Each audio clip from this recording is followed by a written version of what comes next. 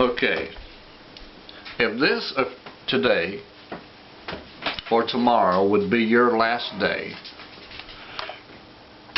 what would it be that you could say that you have accomplished out of all the 100 million things that we can do that would leave you in peace? That would let you leave this life without a worry to your name. Without a worry. I mean, without anything that you would regret. And I'll tell you what that would be for me in just a little bit. But I want to show you a parable that Jesus talked about as far as this subject is concerned. It's called the parable of the rich fool. A lot of you already know what this is. The rich man's barns. And one of the company said to him, Master, speak to my brother that he divide the inheritance with me. And this is found in Luke 12, starting about verse 13. And Jesus said to the man, Who made me a judge or a divider over you? And he said to them, Take heed and beware of covetousness. For a man's life consider not in the abundance of the things which he possesseth, the King James says. And he spake a parable to them, saying, The ground of a certain rich man brought forth plentiful. And he thought within himself, saying, What shall I do, because I have no room wherefore to bestow my fruits? And he said, This will I do, I will pull down my barns and build greater.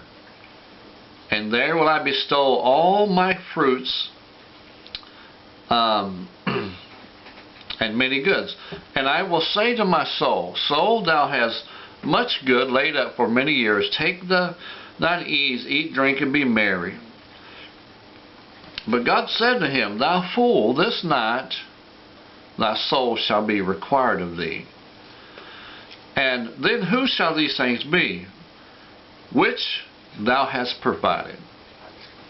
So is he that layeth up treasures in himself, and is not rich toward God.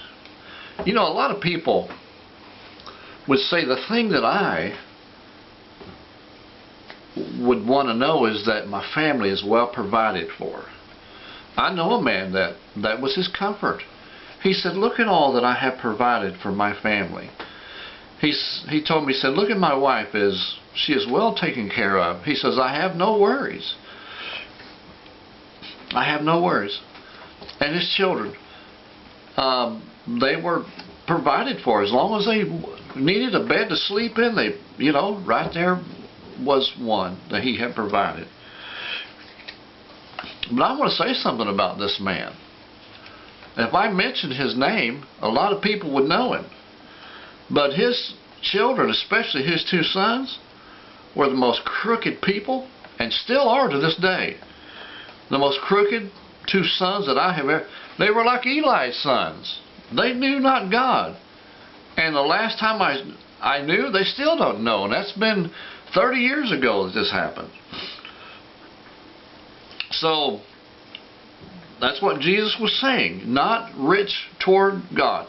Listen, there's a lot of bums laying on the street out there and laying in cardboard boxes that is, excuse me, that is going to make it to heaven. Not because they have a well-provided place in this life, but because they have a well-provided place for the next life. We get too carried away in wrapping up our stuff in this life, man. And a lot of preachers who have become wealthy, they go out and they build themselves a huge mansion. They build themselves a place to stay. They build their family a place to stay, and they get great big grounds, and they get plenty of money laid up in the bank. Some of them brag on their millions that they got in the bank. So one preacher I know says he goes into the bank and says the president of the bank calls him sir. That's what he was proud of. Come on. You would wonder if the man ever read this chapter in the Bible at all. Jesus didn't stop there. Listen, a lot of people think that's the end of the story of the rich man's barns. No, that's not. Listen, the story continues. And Jesus said in verse 22 to his disciples, "Therefore I say unto you, take no thought for your life, what ye shall eat, neither for your body what ye shall put on.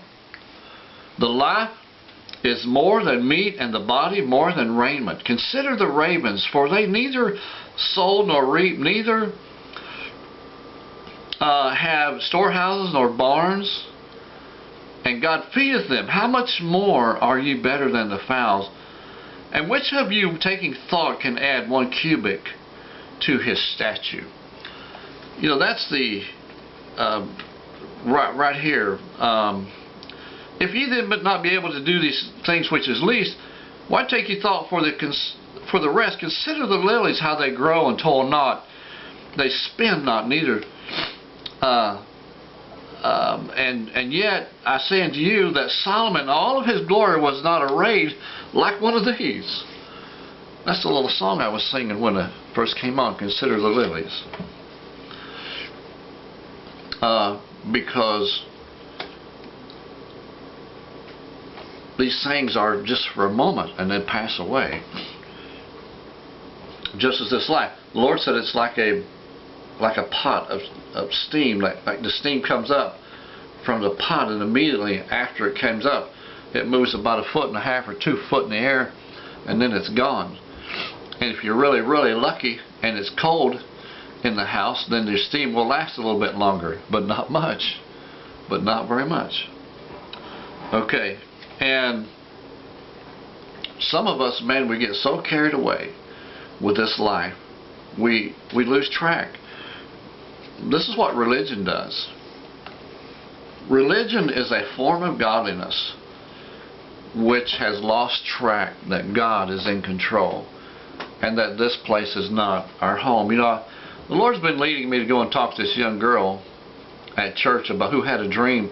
God gave her a dream about religion, and years ago, a couple of years ago, when we first started going back to this church we're going to, she had the dream, and then I told her about the dream, but you know, I really want to talk to her in depth, so I wanted to get a little closer to the family before I done that, where she could trust my decisions more, you know, get to know who I am and know that I am really serious about the things of God.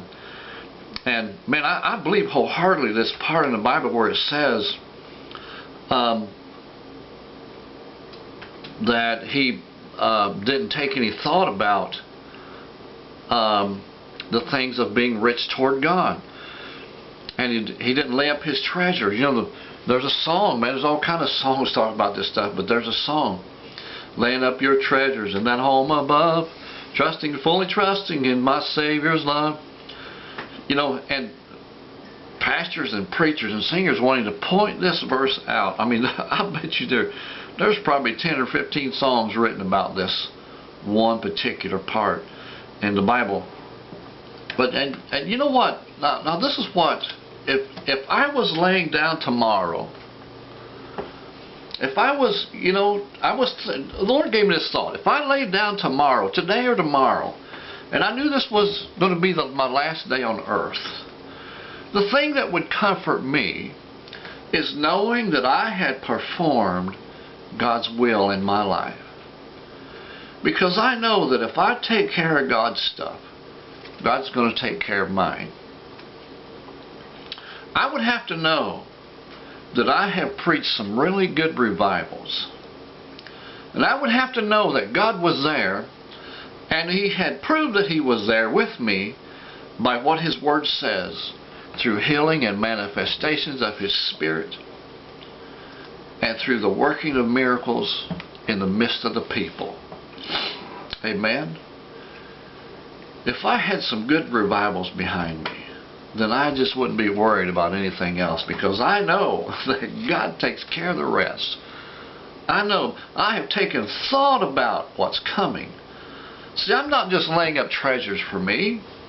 Man, I'm laying up treasures for God's people. I want some awareness.